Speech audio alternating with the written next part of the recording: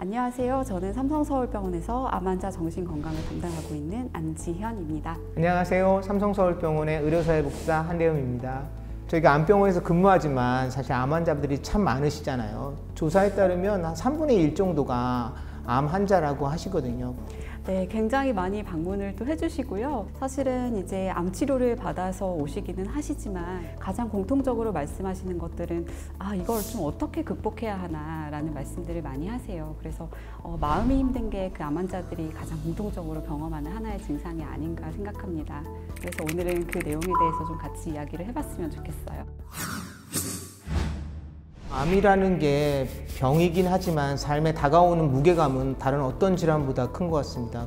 네, 암이라는 게 좀 특수한 이유가 평생에 걸쳐서 치료를 받아야 되기 때문에 장기적으로 좀 삶에 많은 영향을 주기도 하고, 암에 걸리는 순간에는 식습관이라든지 운동 습관이라든지 직장 생활들, 육아 생활들, 부담해야 하는 병원비 같은 것들, 평범하게 지내왔던 일상하고 관련된 모든 게 좀 변하게 되는데요. 그것도 이제 갑자기 진단받은 이후 시점부터 변하게 됩니다. 그런 급격한 변화 속에서 당연히 그 정신 심리 상태가 영향을 안 받을 수는 없는 것 같습니다. 마음의 상태가 부정적으로 갈수록 암에 영향을 줄 수 있는 스트레스나 우울증이 더해지게 되고, 이런 것들은 실제로도 암 치료 자체에 좀 영향을 많이 주게 되는데요.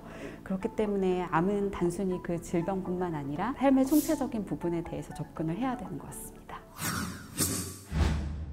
환자분들 처음 오셨을 때, 그러니까 암 진단이나 의심받았을 때 이제 디스트레스 평가라는 걸 합니다. 사실 디스트레스라면 스트레스와 이제 뭐 비슷하게 생각하시는 경우도 많이 있습니다. 스트레스라는 게 사실은 좋은 점도 있거든요. 학생들 같은 경우에 당연히 시험이 스트레스지만 그걸 통해서 자기 실력도 늘리고 또 좋은 성과도 낼 수 있기 때문에 스트레스의 좋은 점도 있어서, 여기서 디스트레스라는 것은 어떻게 보면 스트레스의 나쁜 측면, 건강에 안 좋은 스트레스를 디스트레스라고 합니다. 실제로 이제 이 디스트레스가 지속되면 그 병적인 우울이나 불안이 좀 생길 수도 있는데요. 당연히 암에 걸리면은 뭐 우울하다고도 하고 불안하다고도 하는데, 그런 감정들이 실제로 어떤 그 병적인 우울증이 아닌지 좀 잘 살펴보는 것이 필요합니다. 우울증이 너무 지속이 되면 내 삶에 대한 의미를 좀 잃어버리고 치료를 잘 받으시지 않으려고 할 수도 있기 때문에 옆에서 좀 많이 도와주시는 것이 필요합니다.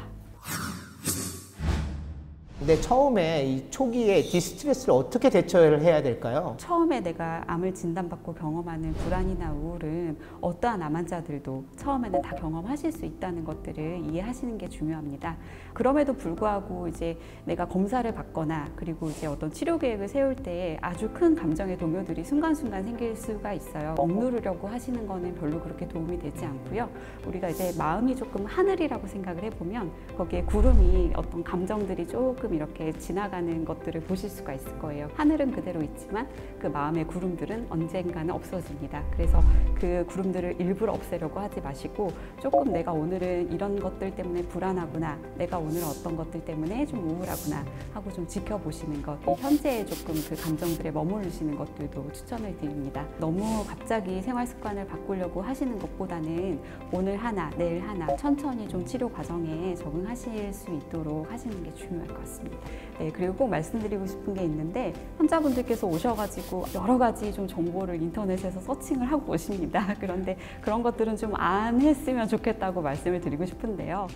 인터넷이라는 공간이 너무 자유로운 공간이어서 거기에 올라오는 내용들이 검증되어 있다고 볼 수는 없습니다. 조금 자극적이고 과장된 것들이 있어서 주의를 좀 기울여야 될 필요가 있습니다. 그런 부분들에 있어서는 병원에 오셔서 정신건강 전문가들, 주치의 선생님하고 상담하시고 결정하시는 것이 가장 정확합니다. 그러면 이제 암 초기가 지나면 디스트레스는 좀 어떻게 나아지게 되는 건가요? 대부분 사라지는 경우들이 많습니다. 그런데 이제 치료 과정하고 동반돼서 생기는 여러 가지 심리적인 문제들이 좀 있을 수가 있겠습니다.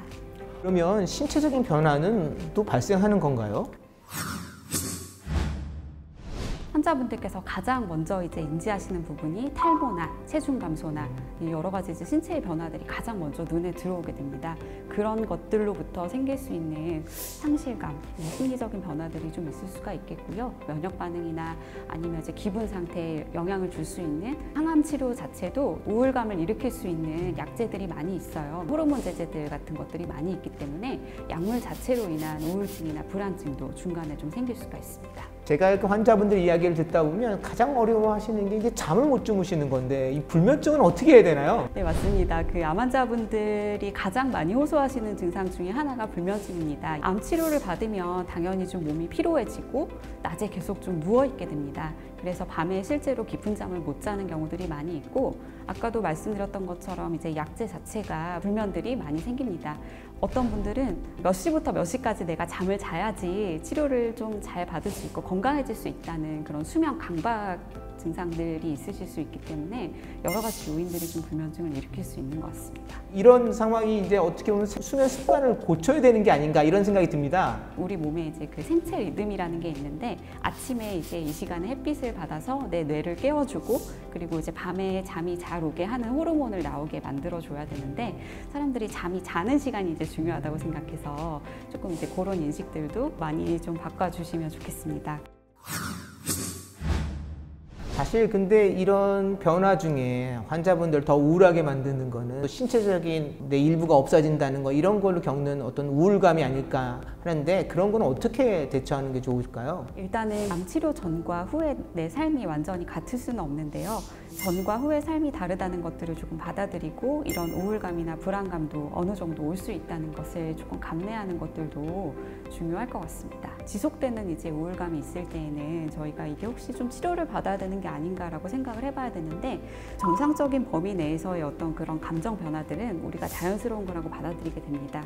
그런데 이제 이 범위 이상에서 감정이 좀 왔다 갔다 하고 일상생활에 좀 지장을 많이 주고, 치료 거부에 대한 생각들이 계속 들고, 삶에 대한 의지가 갑자기 꺾이거나 난 그냥 죽었으면 좋겠다라는 절망적인 생각들이 2주 이상 지속될 경우에는 꼭 정신건강 전문가와 상담하시고 그에 맞는 치료를 받으셔야 됩니다.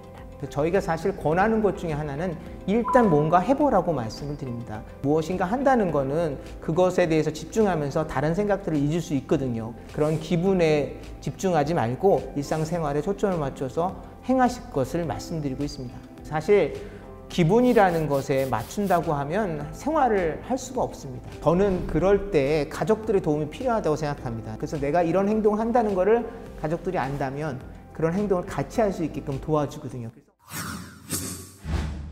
근데 이제 생각해보면 가장 공통적으로 침범하는 장기가 사실은 마음입니다. 어떤 좀 낙인이 찍히는 것 같기도 하고, 이렇게 나약한 모습을 가족들한테 보여도 되냐라는 그런 걱정감들이 있으실 수도 있고, 정신과적인 치료나 이제 평가가 중요한 이유는 이 모든 심리적인 것들이 암 치료 자체에 영향을 줄 수 있기 때문입니다. 이런 그 우울하고 불안하고 하는 디스트레스 경험하시는 것들이 모두 정상 반응일 수도 있다는 것들을 설명을 드리고, 이거는 정신과 치료가 아니다. 하지만 이런 상태를 관리를 해서 가장 중요한 암 치료를 받는 게 중요합니다. 라는 것들을 저희가 강조를 드립니다.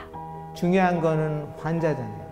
환자의 마음을 이해하는 게 우선이고, 이해한 후에 환자가 진정으로 원하는 삶이 무엇인가에 대해서 같이 이야기 나눠보고 서로 만족할 만한 답을 찾는 게 우선입니다. 사실 그 환자분들은 누구보다도 좀 삶에 대한 의지들이 좀 강하시고, 남아있는 삶이라든지 그런 것들을 좀 자기 주도권을 가지고 유지를 하고 싶어 하시는 경우들이 많이 있거든요. 어떤 분들은 나 치료 안 받겠다라고 하는 이면에 나 사실은 정말 살고 싶어요, 나 정말 치료 받고 싶어요 라고 이제 이야기하시는 분들이 있으셔서, 그런 부분들을 좀 면밀하게 파악을 해보는 게 중요하고, 가장 중요한 건 이제 그 환자분이 이 삶에 대해서 어떻게 생각을 하시는지, 어떤 의미를 가지고 계시는지, 그리고 어떤 태도를 가지고 계시는지를 평가를 하는 게 중요할 것 같습니다. 저희 병원에서는 암 환자분들만 이용하실 수 있는 암 정신건강 클리닉을 같이 운영을 하고 있으니까요. 너무 마음의 벽을 높게 쌓지 마시고 필요하실 때마다 언제든지 사랑방처럼 내원하셔가지고 어려운 부분들에 대해서 허심탄회하게 이야기해 주셨으면 좋겠습니다. 스트레스는 안 받을 수는 없죠. 더더욱 암이라고 하면 내 마음이 무너질 수밖에 없습니다. 저희 암스트롱이 늘 그렇게 말씀드리듯이 암은 극복할 수 있습니다. 병에 대한 좌절은 종양만큼이나 빨리 퍼지지만 희망은 종양을 녹여버린다. 실제로 암 치료 과정 중에 절망감이나 무력감이 높았던 분들보다 희망의 마음을 가지셨던 분들이 암 생존율이 더 높다는 것을 기억해 주셨으면 좋겠습니다. 지금까지 암스트롱 안지현, 한대음이었습니다. 여러분 모두가 암의 위험에서 멀어지는 그날까지 암스트롱은 계속됩니다. 감사합니다. 감사합니다.